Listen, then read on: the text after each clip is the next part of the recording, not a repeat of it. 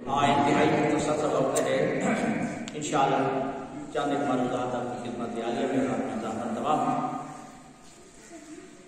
حضرت امام جعفر صادق اللہم صلی علی محمد بارگاہ میں پاک میں حاضر ہوا، عرض کرتا ہے کہ الا یبن رسول اللہ الا ماذا بنیتا امرک، اے فرزند رسول ارشاد فرمائیے آپ نے اپنے زندگی گزارنے کے کون سے اصول وضع فرمائے ہیں، کون سے آپ نے اصول بنائے ہیں جن کے مطابق آپ اپنی زندگی گزار رہے ہیں۔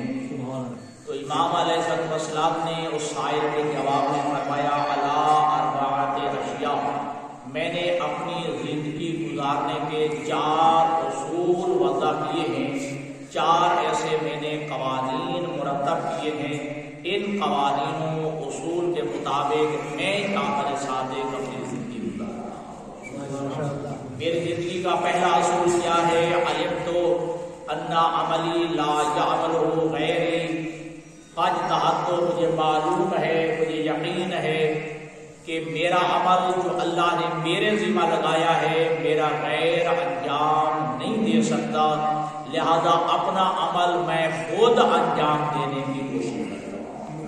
ماشاءاللہ، نماز میرے ذمہ ہے، روزہ میرے ذمہ ہے، حج و زکوٰۃ میرے ذمہ ہے، یہ فرائض و حقوق میرے ذمہ ہے، تو مجھے یقین ہے کہ میرا عمل وہ خود میں نے ہی انجام دینا ہے، میرا غیر انجام نہیں دے سکتا، لہذا اپنا عمل میں اپنا انجام دینے کی خود کوشش کرتا ہوں۔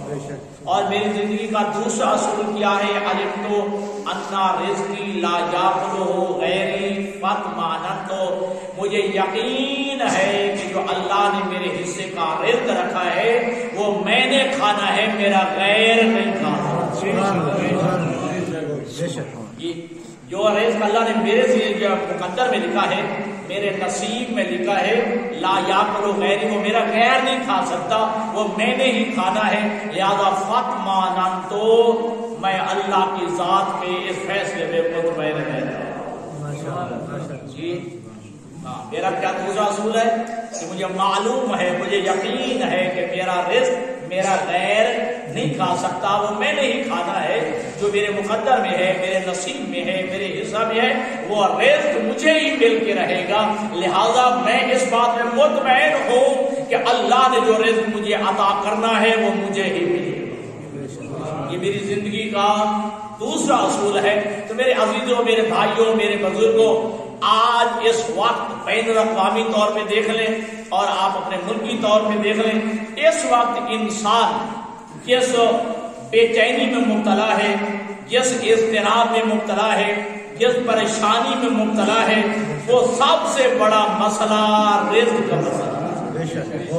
اور الحمدللہ آپ جانتے ہیں بین الاقوامی حالات بھی آپ کے سامنے اور ملک کی حالات بھی آپ کے سامنے ہیں کہ انسان اگر کیفیت یہ بنی ہوئی ہے، اضطراب ہے، بے چینی ہے، پریشانی ہے، تو رزق کے مسئلے میں پریشانی بنی ہوئی ہے۔ دن گزرتا ہے تو اسی فکر میں، رات گزرتی ہے شادی تو اسی فکر میں کہ کیا ہوگا، کل کیا بنے گا، میری اولاد کا کیا بنے گا، میرا کیا بنے گا، تو پوری دنیا کی بلا رزق کے مسئلے میں پریشان ہے، اس طرح ہے، ایسی پریشانی بنی ہوئی ہے کہ انسان کو نہ چین ہے، نہ آرام ہے، اضطراب ہی اضطراب ہے۔ لیکن کیا خوبصورت جملے ہیں مولا کائنات علی بن ابی طالب کے۔ مولا کائنات فرماتے ہیں، اولاد آدم کتنے تعجب کی بات ہے، تجھے رزق کی فکر ہے، رزق دینے والے کی فکر نہیں ہے۔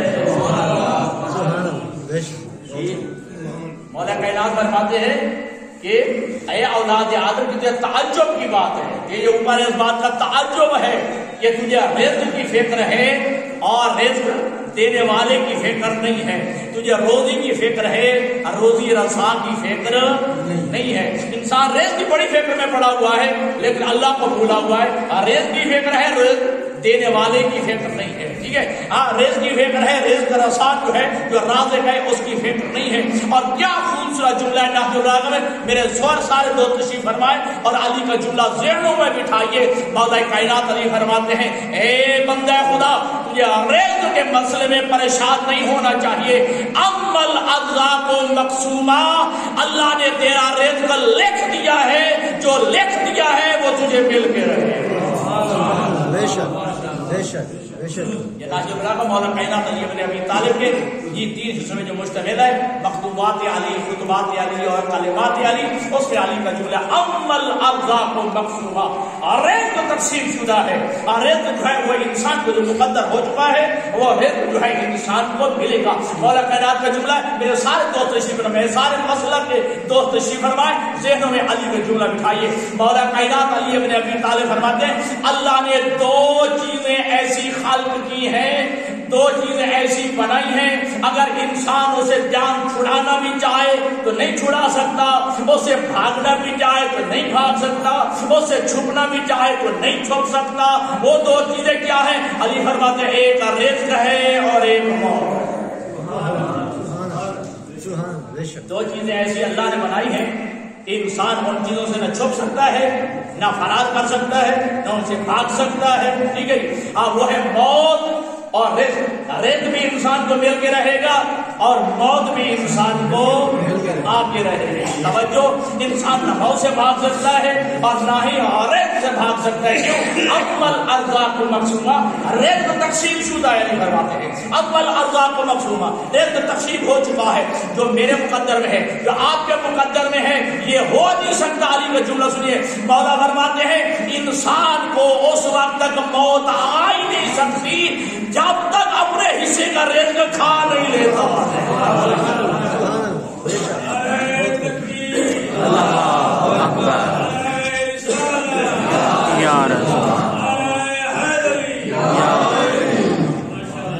پڑھے گا 2 تشریف علماء تشریف فرمائے. تائید کرے گا مولا علی بن ابی طالب نے ایک جملہ فرمایا کہ لوگوں کو یہ غلط فہمی ہے.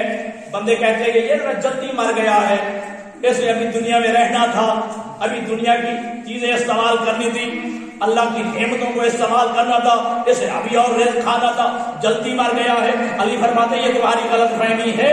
انسان اس وقت تک مرتا ہی نہیں ہے جب تک اپنے حصے کا رزق نہیں کھا لیتا ہے. موت آتی تب ہے جب رزق ختم ہو جاتا ہے.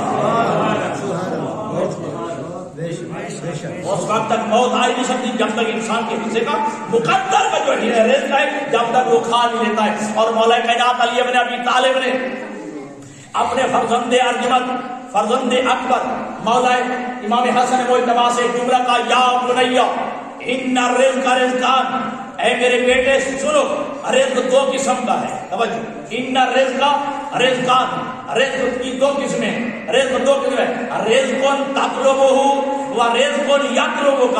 رزق 2 قسم کا ہے بیٹے حسن مجتبی. ایک وہ رزق ہے جس کی تو تلاش میں ہے، ایک وہ رزق ہے جو تیری تلاش میں ہے. ایک وہ رزق ہے جس کی تو تلاش میں ہے اور ایک وہ رزق ہے جو تیری تلاش میں. کیا خوبصورت جملہ فرمایا. مولا فرماتے ہیں کہ اے بیٹا حسن مجتبی یاد رکھو، جیسا رزق کی تم تلاش میں ہو ممکن ہے وہ ملے یا نہ ملے، جو رزق تیری تلاش میں ہے وہ تجھے مل کے رہے گا. سبحان اللہ. جو رزق تیری تلاش میں ہے وہ تجھے مل کے رہے گا. اب میں نے نتیجہ دینا ہے، ہاں ابھی آگے چل کے نتیجہ دوں گا. مولا کائنات نے نہج البلاغہ میں، اللہ کا توفیق ہو، میں بلا تفریق مذہب ملت کہہ رہا ہوں، ہر ایک کو نہج البلاغہ پڑھنا چاہیے. اب امیر کائنات کا یہ جو ہے کلام پڑھنا چاہیے. آخری حصے میں یہ جملہ موجود ہے. پوچھا کہ یہ آئے گی اگر ایک بندے کو بٹھا دیا جائے، لکھوں تک صحرا ہو، جنگل ہو، اور اس کے اوپر ایک کمرہ تعمیر کر دیا جائے اور اس کمرے میں سوئی کے نکے کے برابر بھی سوراخ نہ ہو. توجہ، بندے کو بٹھا دیا گیا، ٹھیک ہے جی، اوپر سے کمرہ تعمیر کر دیا گیا اور اس کمرے میں سوئی کے نکے کے برابر بھی سوراخ نہیں ہے. کیا شاید اسے بھی رزق ملے گا؟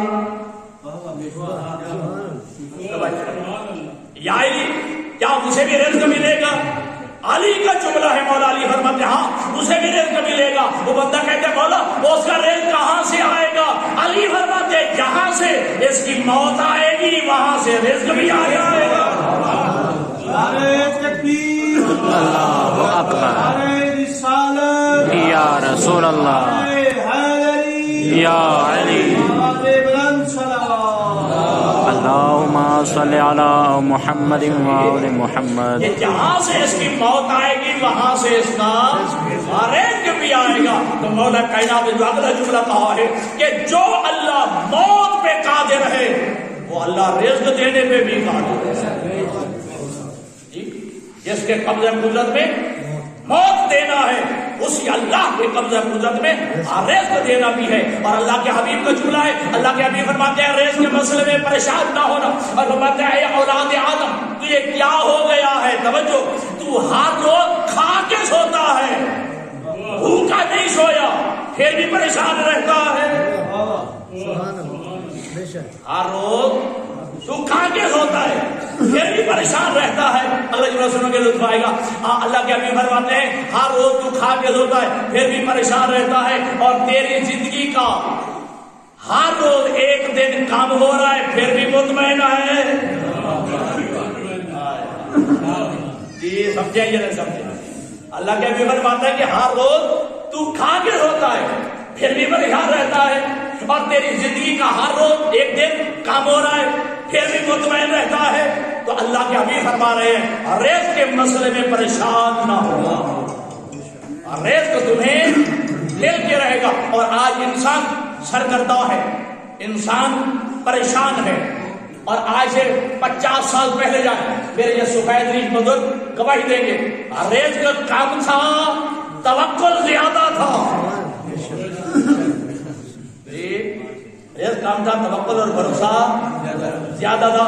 اب رزق بڑھتا چلا جا رہا ہے اور اللہ پہ توکل اور بھروسہ کم ہو جا رہا ہے. یہ علماء تشریف فرما ہے, اللہ کے حبیب کے زمانے کی بات ہے. اگر کہیں سے توجہ, اگر جو ہے صدقہ خیرات آ جاتا اللہ کے حبیب کی بارگاہ میں, اللہ کے حبیب صحابی سے کہتے یہ لے جاؤ, وہ کیا کہتا, وہ کہتا صبح کا میں کھا کے آیا ہوں اسے دے دو جس کے پاس آج کا نہیں ہے. یہ توقع ہوا کرتا تھا. لیکن آج ہم سرگردہ ہے, پریشان ہے, میرا کیا بنے گا, میری اولاد کا کیا بنے گا. اور مولا کائنات علی فرماتے ہیں کہ اے فرزند آدم اپنے پیچھے مال دنیا نہ چھوڑ کے جانا. توجہ, اپنے پیچھے مال دنیا نہ چھوڑ کے جانا اپنی اولاد کے لیے. تیری اولاد کی 2 حالتیں ہوں گی, یا اللہ کی دشمن بنے گی یا اللہ کی دوست بنے گی. توجہ سارا یہ مال دنیا پیچھے نہ چھوڑ کے جانا, کیوں, وہ اولاد ہی میں تقسیم ہونا ہے, سیدھی بات. اور اولاد تیری 2 ہاتھ سے خالی نہیں ہے, یا اللہ کی دشمن ہوگی یا اللہ کی دوست ہوگی. ایک کان اولیاء اللہ فلا یضیع اولیاءہ, اگر تیری اولاد ہوئی اللہ کی دوست تو اللہ اپنے دوستوں کو بھلاتا نہیں ہے. اگر تیری اولاد ہوئی اللہ کی دوست پھر اللہ اپنے دوستوں کو بھلاتا نہیں ہے. وَإِنْ كَانُوا أَعْدَاءَ اللَّهِ, اگر تیری اولاد ہوئی اللہ کی دشمن تو تجھے کس نے حق دیا ہے کہ دشمن خدا کی تو فکر کرے. تجھے کیسے ہو جو ہے یہ حق دیا ہے کہ دشمن خدا کی تو جو ہے وہ فکر کرے. اور یاد رکھنا رزق اللہ کی تقسیم ہے, ٹھیک ہے. اور اچھا یہ بات ہے, ہاں اس میں کوئی شک نہیں کہ اللہ کی تقسیم ہے, لیکن شاید کسی کا تھوڑا تو کسی کا زیادہ, یہ اللہ کی تقسیم ہے.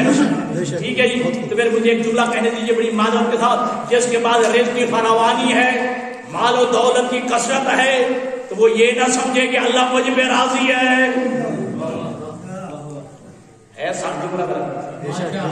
اس کے بعد رزق کی فراوانی ہے, مال و دولت کی کثرت ہے, ٹھیک ہے, بالدار ہے بڑا, وہ یہ نہ سمجھے کہ اللہ مجھ پہ راضی ہے. اگر کسی کے بعد تھوڑا ہے یا نہیں ہے وہ یہ نہ سمجھے کہ اللہ مجھ پہ ناراض ہے.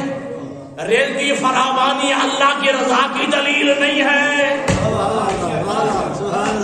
اور رزق کا کم ہونا یہ اللہ کی ناراضگی کی دلیل نہیں ہے.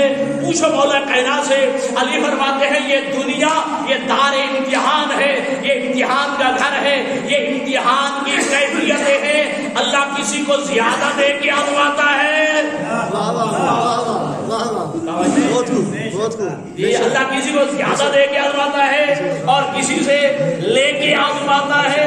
اب علی کا جملہ سنیں گے تو لطف آئے گا. علی فرماتے ہیں یہ کسی کے صبر کا امتحان ہے تو کسی کا شکر کا امتحان ہے. اللہ دیکھنا چاہتا ہے جسے میں نے بہت رزق دیا ہے وہ میرا شکر کتنا کرتا ہے اور جس سے میں نے لے لیا ہے میرے فیصلے پہ خبر کتنا کرتا ہے. سبحان اللہ. بہت خوب. بہت خوب. یا علی. بے شک. ریت کی کثرت کوٹھی بنگلہ گاڑی یہ اللہ کے راضی ہونے کی دلیل نہیں ہے. جس کے بعد خربو ہے اس نے بھی مر جانا ہے. بے شک. جو غریب ہے اس نے بھی مر جانا ہے. اللہ کی رضا جی مال و دولت کی فراوانی یہ اس کا نتیجہ اللہ کی رضا پہ منحصر ہے. بے شک. ٹھیک ہے جی. مال کی دولت پہ اللہ کو راضی کتنا کرتا ہے. ٹھیک ہے جی. میرے پاس جو اچھا یہ حدیث کرسی کا جملہ ہے علماء پڑھتے ہیں علماء کے لیے اس بات کی تائید بھی کریں گے. اللہ نے حدیث کرسی میں فرمایا المال و مال. یہ مال میرا مال ہے. آج آپ کے ہاتھ میں کل میرے ہاتھ میں پرسوں کسی کے ہاتھ میں. المال و مال اللہ فرماتا ہے یہ مال میرا مال ہے. والفقراء عیالی یہ فقیر مجھے اللہ کا اہل و عیال ہے. توجہ. المال و مالی یہ مال میرا مال ہے. والفقراء عیالی یہ فقراء مجھے اللہ کا اہل و عیال ہے. ٹھیک ہے جی. ہاں پھر تو جملہ ارشاد فرمایا یہ مالدار لوگ کیا ہیں وہ کلائی والعمراء کلائی یہ مالدار مجھے اللہ کے وکیل اور نمائندے ہیں. یہ جملہ سمجھا. مال میرا مال ہے اور یہ غرباء و فقراء میرے اہل و عیال ہے اور یہ مالدار مجھے اللہ کے وکیل ہیں میرے نمائندے. من باخل بمالی علی عیالی. واہ. جس کو بھی سمجھ آیا. من باخل بمالی علی عیالی فادخلہ النار لا ابالی. میرا مال بھی میرا اور میرا ہی مال میرے اہل و عیال پہ خرچ کرنے میں جو بخل کرے گا کنجوسی کرے گا میں اسے جہنم میں ڈال دوں گا اور مجھے پرواہ بھی نہیں ہوگی.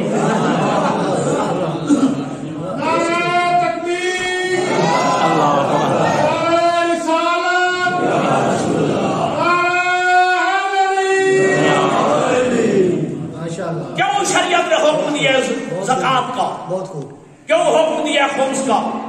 کیوں حکم دیا فطرہ نکالنے کا. کیوں حکم دیا ہے زکات اور یہ صدقہ و خیرات کا تاکہ مال ایک کے پاس نہ رہے تقسیم ہوتا رہے. بے شک. بے شک. بے شک. جی لوگوں کے ہاتھوں میں جو ہے یہ مال جاتا رہے. توجہ.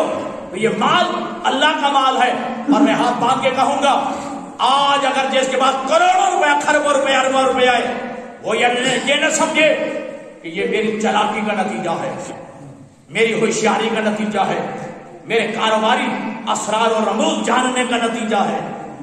رات نہیں ہوگی یہ نہ سمجھنا میں چلاک بڑا ہوں میں شاطر بڑا ہوں میں پڑھا لکھا زیادہ ہوں مجھے کاروباری اسرار اور رموز کا پتہ ہے میں تاجر بڑا ہوں مجھے تجارتی اسرار کا پتہ ہے اس لیے میرے پاس رزق ہے. نہ میرا دوست. اور رزق تیری چلاکی کا نام نہیں ہے یہ تیری ہوشیاری کا نام نہیں ہے یہ تیرے پڑھ لکھے ہونے کا نتیجہ نہیں ہے.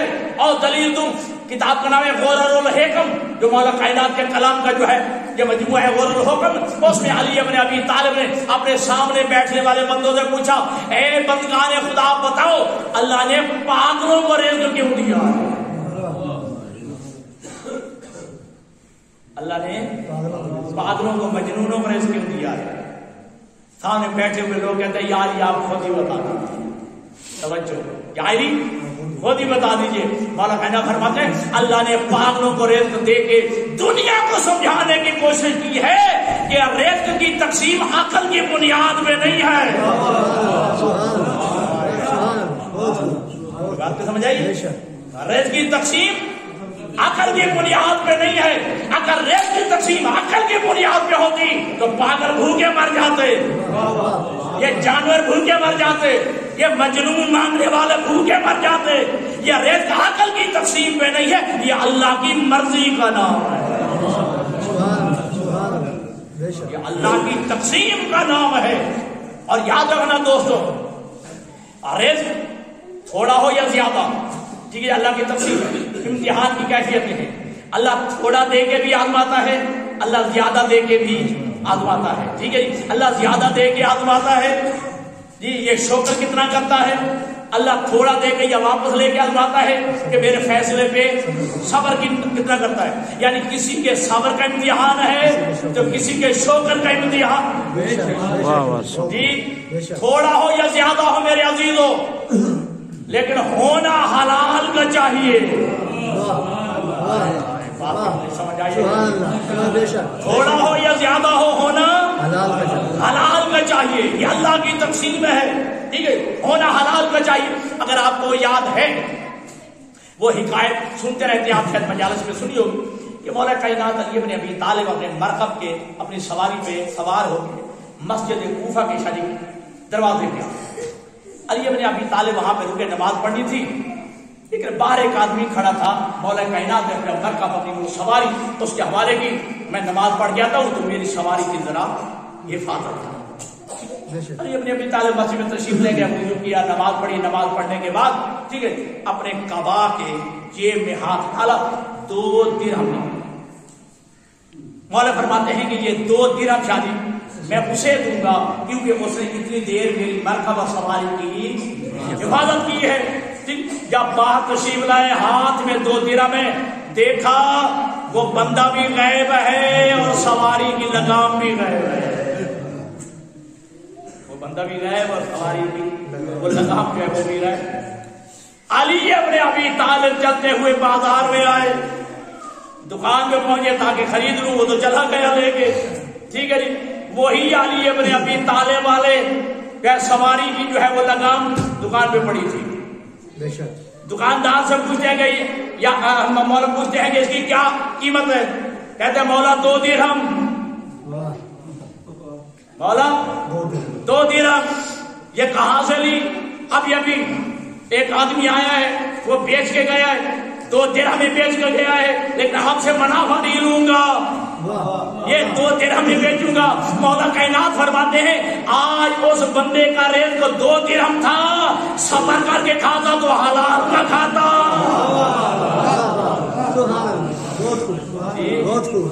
آج اس کا ریٹ 2 درہم تھا، اگر صبر کر جاتا تو حلال کا کھاتا، کیونکہ میں نے 2 درہم دینے تھے، آپ بھی ملے 2 درہم ہے تو حرام کے کھائے ہیں، ابھی ملے 2 درہم ہے، ٹھیک ہے جی، حرام کے کھائے ہیں، تو لہذا یاد رکھو ریزق اللہ کی تقسیم کا نام ہے۔ ممکن ہے کہ آج کل کے پڑھے لکھے نوجوان یہ کالج اور یونیورسٹیوں میں جانے والے لوگ جو ہے وہ کہتے ہیں اگر فرق کریں رزق اللہ کی تقسیم کا نام ہے تو پھر بندے کو ہاتھ پہ ہاتھ رکھ بیٹھ جائے، پھر کمانا نہیں چاہیے۔ یہ قرآن میں تمہاری اس غلط فہمی کو قرآن نے بیان کیا ہے، اس شبہ کا ازالہ بھی کیا ہے۔ قرآن کہتا ہے کہ رزق میرا ہے، رازق میں ہوں، تلاش کرنا تمہارا کام ہے، بے شک بے شک جی محنت کرنا تمہارا کام ہے۔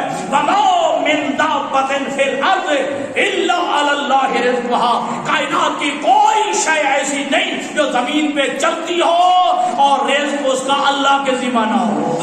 بے شک بے شک بہت خوب، بے شک۔ وَمَا مِن دَابَّةٍ فِي الْأَرْضِ إِلَّا عَلَى اللَّهِ رِزْقُهَا، ٹھیک ہے، اب کیا ہاتھ پہ ہاتھ رکھ کے بیٹھ جانا چاہیے، کمانا نہیں چاہیے؟ دلیل دی ہے، جانتے ہیں کہ حضرت ابراہیم علیہ السلام جناب حاجرہ اور جناب اسماعیل کو شادی 7 زمینیں مکہ پہ چھوڑ گئے، ٹھیک ہے، اب سنتے رہتے ہیں کہ حضرت ابراہیم علیہ السلام جناب حاجرہ اور جناب اسماعیل کو دستاشاری 7 زمینیں مکہ پہ چھوڑ گئے، اور مکہ کیسی زمین ہے؟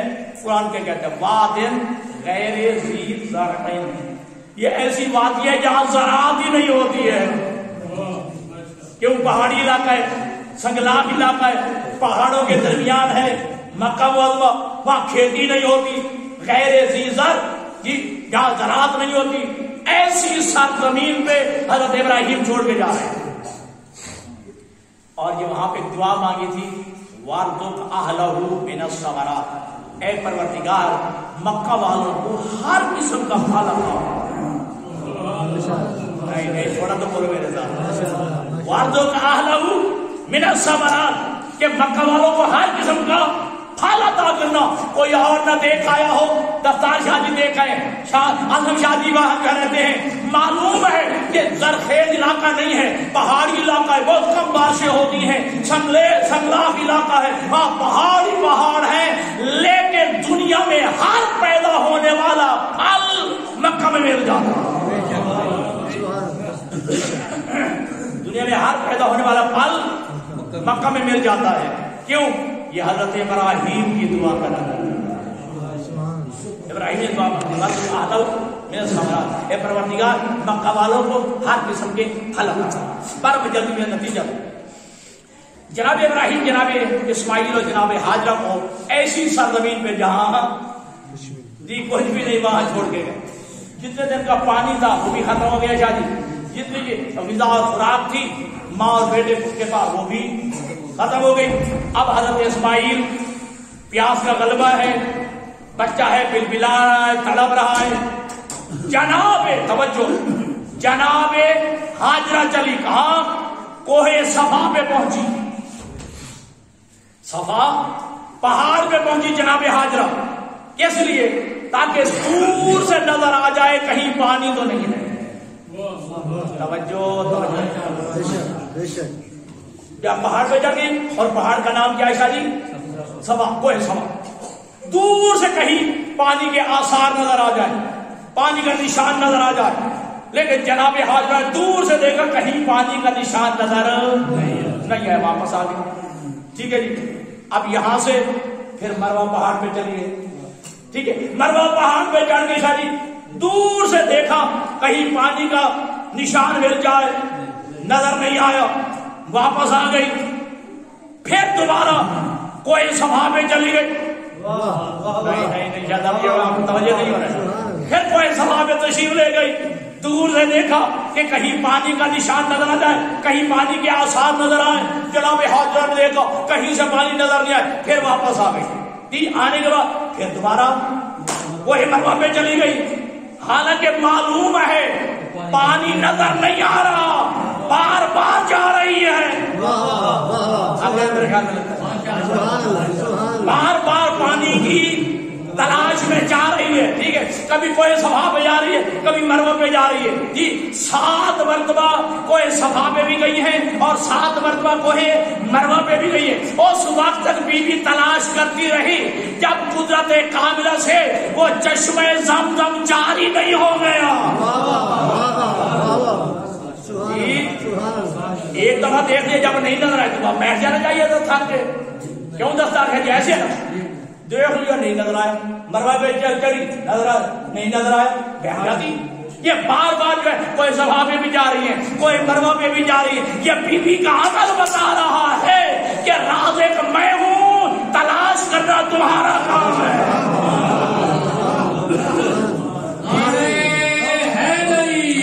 یا علی اللہم صلی علی محمد وآلہ۔ جب تک ہے وہ چشمہ زمزم جاری نہیں ہو گیا، بی بی تلاش کرتی رہی ہے، ٹھیک ہے، کوشش کرتی رہی ہے۔ اور بی بی کا یہ عمل، اللہ پہ توکل کرنے والی بی بی کا یہ عمل اللہ کو اتنا پسند آ گیا، حج و عمرے کا رکن بنا دیا۔ حج اور عمرے کا رکن بنا دیا۔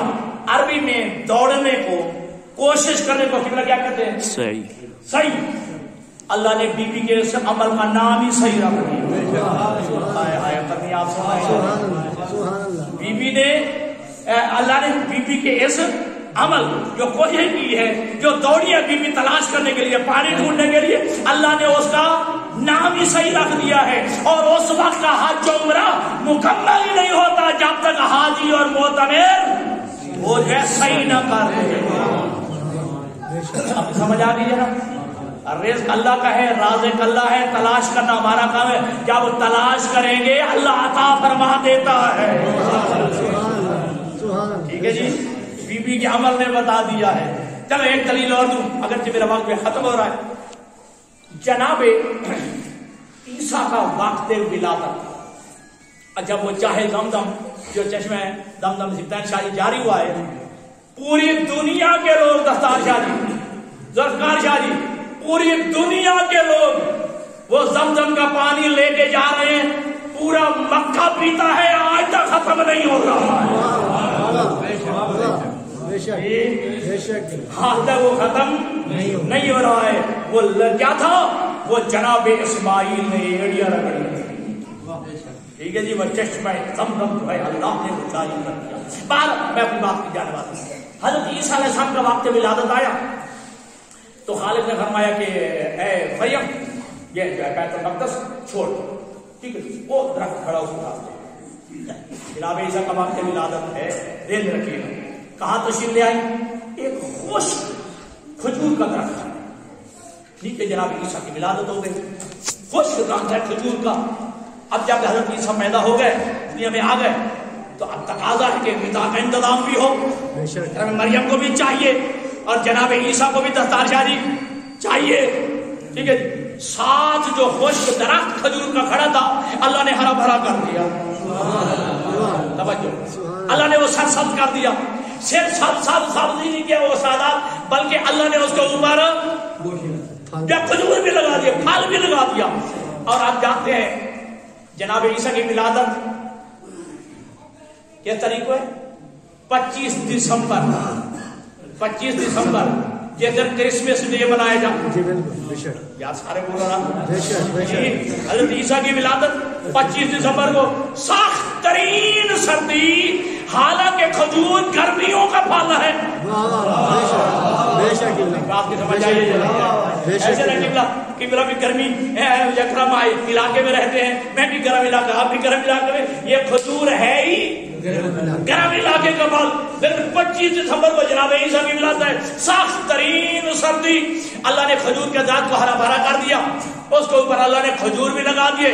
صرف کھجور ہی نہیں لگائے بلکہ اسے پکا بھی دیا. پھل تیار بھی ہو گیا. جب پھل بالکل تیار ہو گیا اللہ نے فرمایا اے مریم خذی الیک تساقط علیک رطبا جنیا. اے مریم اس درخت کے تنے کو پکڑ کے ہلاؤ یہ تیرے اوپر تر و تازہ کھجوریں گرائے گا. یہ تیرے اوپر تر و تازہ کھجوریں ہی لائے گا. اے میرے شیعہ سنی دوستو بھائیوں اور مل کے کہتے ہیں پروردگار یہ خشک درخت تھا اسے تو نے سرسبز کر دیا ہرا بھرا کر دیا. اس کے اوپر پھل بھی لگا دیا. اب پھل تیار بھی کر دیا پھل پکا بھی دیا. اب اسے توڑ کے مریم کے ہاتھوں تک بھی پہنچا دے. سمجھے ہو کہ نہیں؟ اتنے تک تو پروردگار تو نے کر دیا. اب کھجور کے جو میوے ہے پھل ہے اسے توڑ کے مریم کی خدمت میں پیش بھی کر دے. عجب نہیں خدا کی آواز آئے جو مریم نہیں کر سکتی تھی وہ میں نے کر دیا ہے. اب اگلا کام مریم کا ہے. جو مریم نہیں کر سکتی تھی وہ میں نے کر دیا ہے. آگے کام ہے جناب مریم کا. توجہ بس عزیزو اب تو اللہ پہ توکل آ جانا چاہیے. اب تو اللہ میں بھروسہ آ جانا چاہیے کہ رازق اللہ ہے اور رزق اللہ کا ہے لیکن رزق کی تلاش انسان کے لیے. سارے دوست بیٹھے ہو ذمہ دار بیٹھے ہو. ایک دانہ آپ گندم کا بوتے ہیں. ایک دانہ گندم کا آپ بوتے ہیں. قرآن کیا کہتا ہے؟ میں اس کے بدلے میں کیا دیتا ہوں 100 دانہ. میں 7 سکتے تھا. ٹھیک ہے 7 سکتے. ایک دانہ بویا اس میں سے اللہ نے شادی کتنے دیے 7 سکتے. فی کل سنبلۃ 100 حبہ. پھر ہاتھ جو ہے سکتے میں ٹھیک ہے جی 100 جو ہے دانہ کتنے ایک کے بدلے میں کتنے اللہ نے دیے 700. آپ قرآن میں بھی پڑھ رہا ہوں. ایک آپ نے دانہ بویا اس کے بدلے میں 7 سکتے نکلے اور ہر سکتے میں 100 دانہ. یعنی گویا ایک کے بدلے میں اللہ نے تمہیں 700 دیا. اب سوال یہ ہے کہ یہ دانہ تھا کس کا؟ یہ زمین کس کی تھی؟ یہ پانی کس کا تھا؟ توجہ یہ طاقت تجھے کس نے دی تھی؟ یہ ہاتھ تجھے کس نے دیے؟ ٹھیک ہے زمین بھی اللہ کی پانی بھی اللہ کا، بیج بھی اللہ کا، یہ وہ پانی کے ساتھ ساتھ جو تو نے جو ہے ان ہاتھوں کا استعمال کیا یہ بھی اللہ کے تھے، آنکھوں کے دیکھ کے تو نے یہ کام کیا، یہ آنکھیں بھی اللہ کی تھی۔ وہی اللہ کہتا ہے ایک کے بدلے میں 700 دے رہا ہوں، جب تیار ہو جائے اس میں سے کچھ زکات مجھے دے دے۔ بے شک بے شک، اس میں سے ساری بھی نہیں لیتا، ٹھیک ہے جی، ساری نہیں لیتا، کچھ لیتا ہوں، ٹھیک ہے جی، باقی تو رکھ، اور جو زکات تو نے دی ہے وہ بھی میں نہیں کھاتا۔ آپ میں سے کوئی بندہ دیکھے کہ اللہ نے کبھی جو ہے گندم ہم سے رات کو رات جو ہے وہ سٹور میں سے نکال لی ہو، ٹھیک ہے جی۔ زکات دینے کے بعد اللہ فرماتا ہے کہ جی نکال کے اپنے ہی بھائیوں میں تقسیم کر دے، اپنے ہی غریبوں میں تقسیم کر دے۔ تو رزق حلال کا ہونا چاہیے۔ تو مولا کائنات علی ابن ابی طالب نے بتا دیا ہے کہ دیکھو رزق تمہارے مقدر کا ہے، اب تمہاری مرضی اسے حلال کر کے کھاؤ یا حرام کر کے کھاؤ۔ زکات و خمر نکال کے کھاؤ گے تو حلال کا، بے شک بے شک، نہیں تو حرام۔ بے شک ناراض ہوا ہے جی۔ ہاں دیکھیے، چلو ایک جملہ اور کر میں یہ ختم کر رہا ہوں خواتین۔ حضرت سلیمان بن داؤد، حضرت سلیمان بن داؤد، اللہ قرآن مجید میں فرماتا ہے کلمنا منطق الطیر، ہم نے حضرت سلیمان بن داؤد کو پرندوں سے بات چیت کرنے کا علم عطا کیا۔ پرندوں کی بات سمجھتے بھی تھے اور پرندوں کے ساتھ ان کی زبان میں گفتگو بھی کرتے تھے۔ اب حضرت سلیمان بن داؤد دریا کے کنارے پہ بیٹھے، عجیب شاید منظر دیکھا کہ ایک چونٹی آئی، چونٹی خشکی کی طرف سے، اور چونٹی کے منہ میں گندم کا دانا تھا۔ آئی جہاں پانی شروع ہوتا ہے، ٹھیک ہے، خشکی ختم ہوتی ہے، وہاں پہ وہ چونٹی پہنچی۔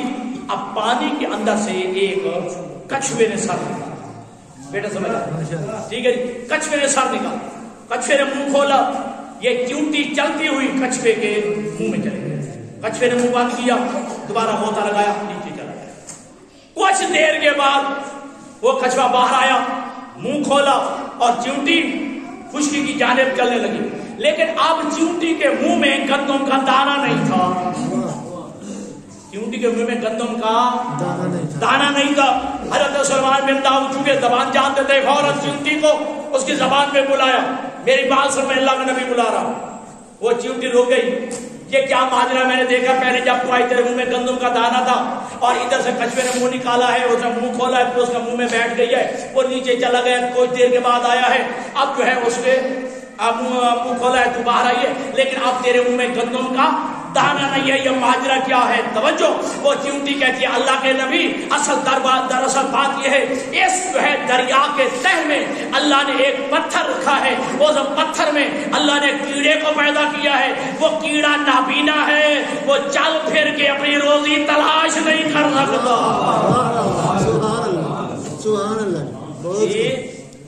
اس دریا کی تہ میں پتھر، اور پتھر میں اللہ نے ایک کیڑے کو حل کیا ہے، اور وہ کیڑا نابینا ہے، وہ چل پھر کے اپنا رزق تلاش نہیں کر سکتا، اپنی روزی ڈھونڈ نہیں سکتا، اللہ نے مجھے اس کی روزی کا کفیل بنایا، اللہ نے مجھے اس کی روزی کا کفیل بنایا ہے۔ ہر صبح جو ہے میں گندم کا دانہ لے کے آتی ہوں، اور اللہ نے اس کچھوے کو موکل کیا ہے، یہ مجھے اپنے منہ میں بٹھا کے وہاں تک لے جاتا ہے، اور وہ نابینا کیڑے کو میں گندم کا دانہ پہنچاتی ہوں۔ توجہ، حضرت سلیمان بن داؤد کہتے ہیں کہ جناب چونٹی یہ بتا، جب کبھی تو نے جو ہے یہ گندم کا دانہ اس نابینا کیڑے کو دیا ہے، کبھی اس کو کوئی کلام بھی سنا ہے، اس کی کوئی بات بھی سنی ہے؟ آپ خاموش ہو کے سنیں گے تو میں بھی یہی بھی چھوڑ دوں، جیسے بلند کر کے سننا، ٹھیک ہے؟ کیا تم نے کبھی اس نابینا کیڑے کا شادی کوئی کلام سنا ہے، کوئی بات سنی ہے؟ وہ جو ہے چونٹی کہتی ہے اللہ کے نبی جب میں گندم کا دانہ دیتی ہوں تو وہ ایک جملہ کہتا ہے وہ نابینا کیڑا، اللہم لا ینسانی فی ہذہ الصخرۃ لا تنسب برزقک المؤمنین برحمتک یا ارحم الراحمین، اے نابینا کیڑے کو نہ بھلانے والے اللہ، وہ جیسے نابینے کیڑے کو نہ بھلانے والا اللہ، لا تنسب عبادک المؤمنین برزقک، اپنے مومن بندوں کو بھی رزق دینا نہ بھلانا، برحمتک یا ارحم الراحمین، اپنے رحمت کے صدقے میں اے بڑے رحم فرمانے والے اللہ۔ تو میرے عزیزان گرامی، یہ کل رزق اللہ کی تقسیم ہے، لیکن رزق کی تلاش انسان کی ذمہ ہے۔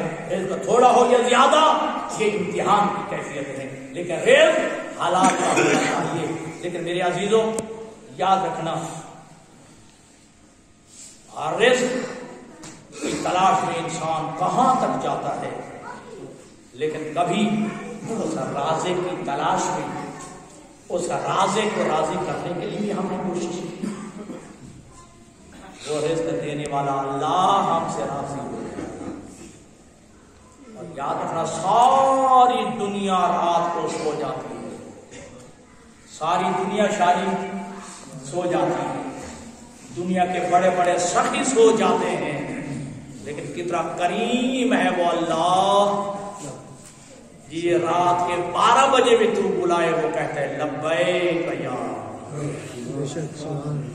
میری رحمت کے دروازے کھلتے ہی اس شب کے بعد اللہ فرماتے سارا دن کام کر، مصروفیت کا جو ہے اپنی نبھا، جب رات کو کوئی دیکھنے والا نہ ہو، ساری دنیا سو جائے، تو اکیلا وضو کر کے مصلی پہ بیٹھ جا، تو مانگتا چلا جا، میں دیکھتا چلا جا۔ سبحان تو جو اللہ تمہیں اتنا رزق عطا کر رہا ہے، وہ اللہ چاہتا ہے میری ناکاسیت نہ ہو، میری نافرمانی نہ ہو۔ اللہ کو ستانا بھی گناہ ہے، اللہ کے حبیب کو ستانا بھی گناہ ہے، اللہ کے حبیب کی اولاد کو ستانا بھی گناہ ہے۔ زبان سے ستائیں تب گناہ ہے، اپنے عمل و کردار سے اگر ان کو اذیت پہنچائے تب گناہ ہے۔ ابھی قبلہ بیان کر رہے تھے نا کہ جماعت الثانی کا مہینہ ہے، اس کے بعد رجب کا مہینہ شروع ہو جائے گا۔ 28 رجب کو نواز رسول نے یعنی حسین نے مدینہ چھوڑا۔ میرے جتنے بیٹھے ہیں سمیت نہیں بیٹھے، میں آپ سے سوال کرتا ہوں، کس انسان کو اپنا وطن کا سامان نہیں ہوگا، اپنا گھر پیارا نہیں ہوگا؟ خدا کی قسم یہ چڑیا کے بچے بھی شاجی اگر گھونسلے سے گر جائے نا، وہ بھی جو ہے چیز سے چلاتے ہیں، ہم سے گھر چھوٹ گیا ہے۔ اگر تجھے اپنا وطن پیارا ہے، اپنا گھر پیارا ہے، یا حسین کو وطن پیارا نہیں تھا؟ وہ مدینہ جہاں نانا کی قبر تھی، وہ مدینہ جہاں ماں زہرا کی قبر تھی، وہ مدینہ جہاں بھائی حسن کی قبر مبارک تھی۔ اور یہی وجہ ہے کہ جب حسین مدینہ سے چلے نا، مڑ مڑ کے نانا کے روضہ کو دیکھتے، مڑ مڑ کے نانا کے روضہ کو دیکھتے تھے۔ بس دوستو، جب جو ہے یہ عزادہ چلے نا، لیکن اس انداز میں چلے ہیں آخری جمعے کہ ہر بیوی کو جی مردوں نے سوار کرایا ہے، کسی کو علی اکبر نے سوار کرایا ہے، کسی کو جو ہے قاسم نے سوار کرایا ہے، کسی کو جناب عباس نے سوار کرایا ہے۔ عبداللہ نامی بندہ روایت کرتا ہے، شاہ جی میں نے عجیب منظر دیکھا، ایک ایسی معظمہ گھر سے نکلی، جب دروازہ کھلے نا معظمہ گھر سے نکلی، حسین بھی کھڑے ہوئے، حسین نے کرسی چھوڑ دی، حسین آگے بڑھے، ادھر سے اکبر نے ہاتھ پکڑا ہے اور ادھر سے جناب عباس نے ہاتھ پکڑ کے بی بی کو اس معظمہ کو سوار کرایا ہے۔ اتنا پردے کا اہتمام تھا، اتنی عزت و احترام کے ساتھ اس معظمہ کو سوار کرایا ہے۔ عبداللہ کہتا ہے کہ میں نے پوچھا، اے حسین مولا، اے نواز رسول، بتائیے تو صحیح یہ معظمہ کون تھی جس کے لیے آپ نے بھی کرسی چھوڑ دی ہے، اس اتنے احترام سے سوار کرائے؟ کہا تجھے نہیں معلوم یہ رسول کی نوازی تھی جس کا نام زینب ہے، زہرا کی بیٹی، یہ معظمہ۔